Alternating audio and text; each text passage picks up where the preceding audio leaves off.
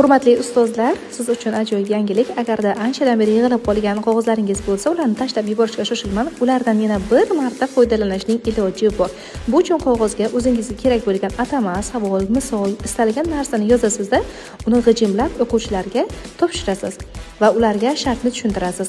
Qachonki men savol bersam, savolning javobini siz mana shu yerdagi qog'ozlardan topishingiz kerak va o'quvchilar har bitta qog'ozni bittalab ochib ko'rishadi. Va ochib ko'rganlaridan keyin aynan berilgan savolning javobi nima ekanligini qani keyin birinchi bo'lib topish kerak. Bu mashg'ulot o'quvchilarimiz uchun juda ham qiziqarli va harakatlarga boy bo'ldi. Bir vaqtning o'zida o'quvchilaringizdan tezkor fikrlash va individual yondashuv uchun ajoyib imkoniyat beradigan o'yinlardan biri hisoblanadi.